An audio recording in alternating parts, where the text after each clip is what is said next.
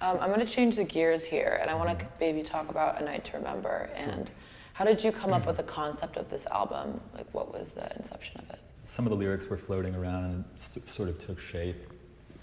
And at that time in my life, sort of coincided with a very messy period of being a very nocturnal person. And it all kind of came together in a very natural way. And maybe I lived that life a little bit to make this record, I think. What do you mean by that? I think I kind of maybe dove headfirst into certain aspects of the nighttime that, should have maybe had a bit more reservation with. But that's a different story. Don't we all? Yeah.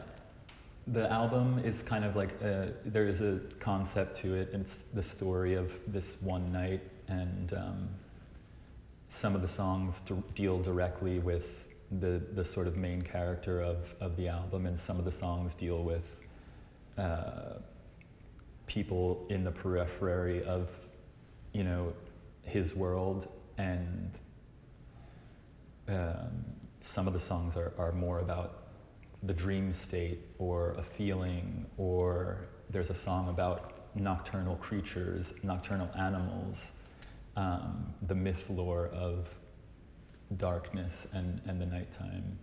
And then there's, songs about their world and the people who inhabit it, and it's a mix of real people who we know and a mix of fantasy. Right, I mean, the lyrics on this album are incredible. One of my favorites was actually The Butler. Can you tell me a bit about your relationship to that song and how it also interferes with the night? Sure, yeah. The Butler is very directly about a drug dealer that we probably all know. And why did he call himself The Butler? He calls himself. He called himself. He did. That's kind of fun. It's really brilliant, actually. I found out later that his last name was Butler, but okay. It was just always, we were always getting out into his really beautiful, expensive Mercedes, and I was like, maybe he is an actual butler during the day. I don't know. But I just kind of took that misconception of who he was and turned it into a story in my own mind. But at the same time, it's a song which is sympathetic to the idea that this person is doing a job, and it's a job that not a lot of people feel very much sympathy for, but I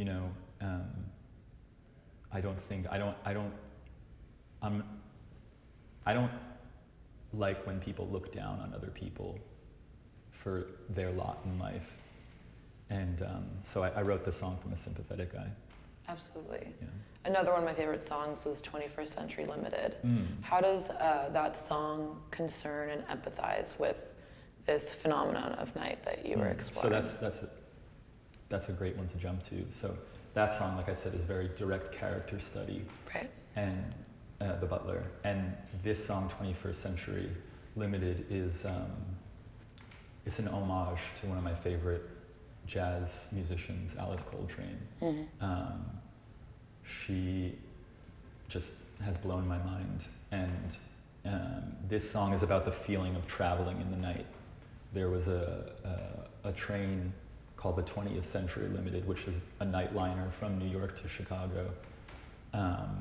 And I really enjoy traveling at night particularly, and it gives me a sense of the ethereal mystique. And I do my best writing when I'm traveling in particular, but also traveling at night. So I wanted to kind of try to capture that feeling in a song, and that song is mostly instrumental. I would qualify it as an instrumental. There's the only lyrics is the name of the song, and it's kind of like a phasing vocal. So yeah, that was a complete opposite side of The Butler. Right. More about the feeling on that one. Yeah.